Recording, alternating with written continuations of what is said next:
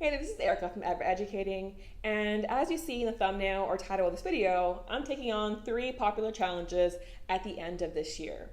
Now, perhaps you're curious about these challenges and might want to do them yourself, or you want to see how they might tie into your academic life, because this channel is about teaching tips and advice.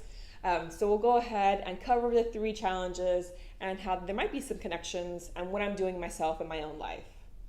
So to dive in, the first one I want to talk about is 75 Soft because I've already started that one quite a while ago. So I'm over a month into 75 Soft. This is my second attempt. I'm doing the more standard version now to make it less hard on myself. I made it more challenging last time and did not work out well for me.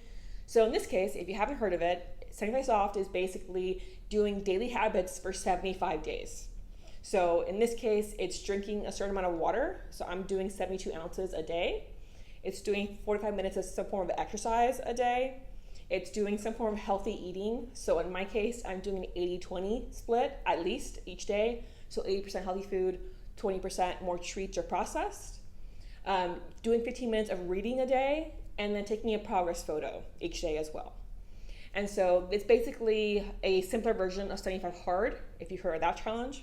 This is 75 Soft, right? So I started that a while ago, it's going well, and that was the beginning for me. But then I heard about the personal curriculum, not a challenge, but something that you can do as basically an alternative to doing a lot of doom scrolling online, right? So in this case, it's creating a collection of books or resources that you're going to read in order to learn a new skill, improve on a skill you already have, just have fun reading about a hobby that interests you or a moment in history, just basically an alternative to scrolling online and on social media by reading these books.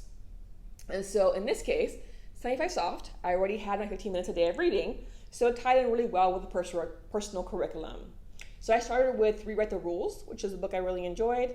I'm currently reading The 5 Types of Wealth, which I'm very much enjoying. I had the audiobook from the library, and I'm going to actually buy my own copy of the book so I can write in it and take some more notes. And then we'll see what happens next. But I figure I'll choose a book about course design to improve my skills there. I might choose a book about coding to improve my skills there. But in a nutshell here, it's potentially what books do you want to read to improve a skill, knowledge you have tied to something that interests you. And the last one is The Great Lock-In in 2025. That's the most popular one right now.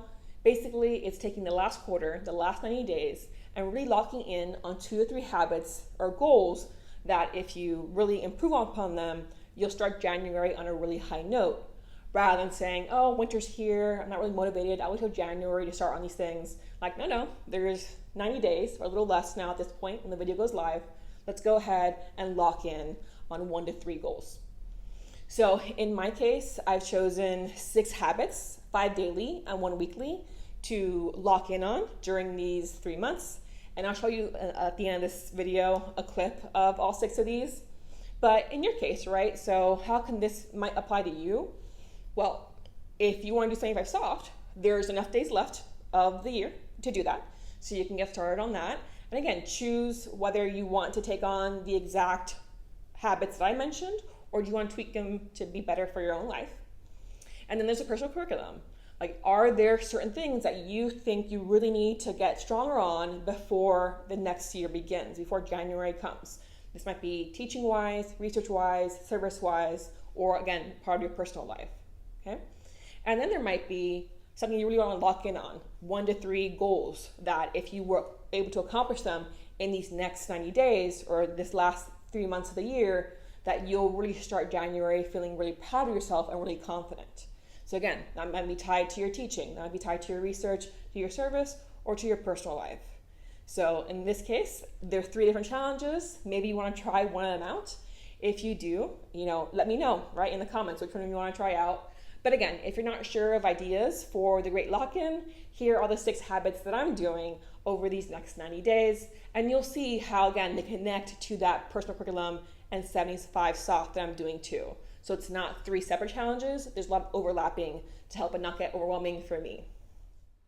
The first of my 5 daily habits is doing 45 minutes of exercise each day.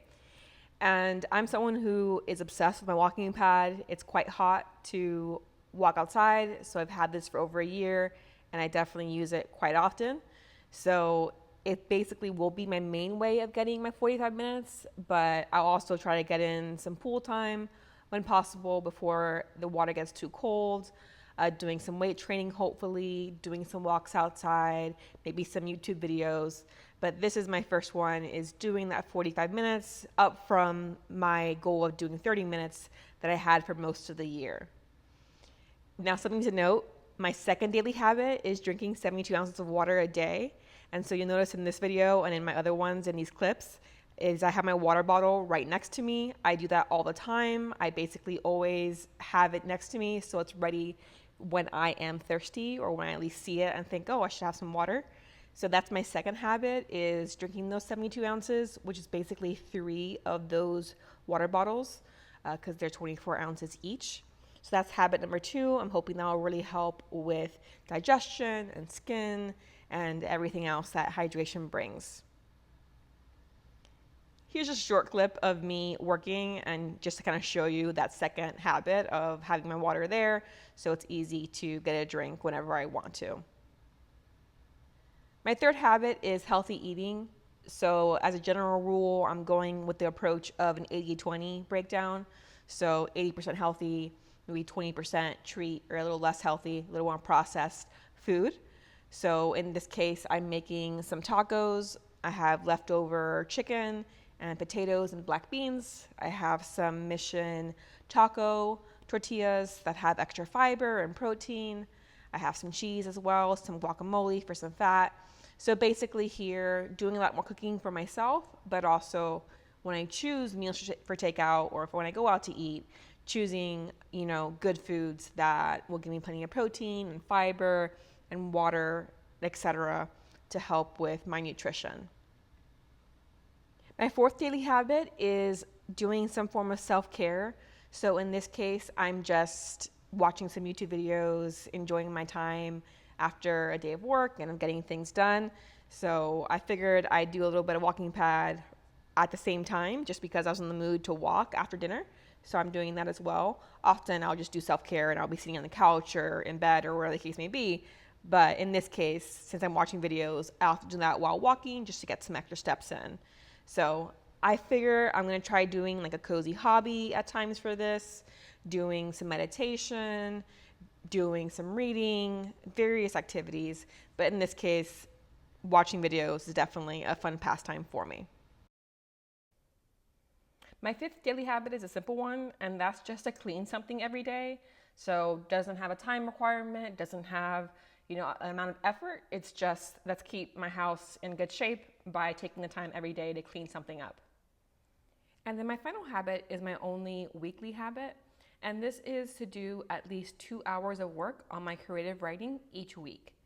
So this could be writing, revising, outlining, brainstorming. I just want to get back into a writing routine. I don't think daily will be helpful for me. So I'm just doing, a time of 2 hours at least per week, and, kind of starting on Sunday, ending on Saturday.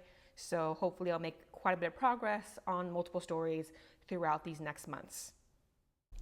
I hope you found this video interesting. If you did, click like and let me know. Subscribe to not miss out on future content about these challenges, as well as teaching tips and advice. And I'll see you next time with a new video.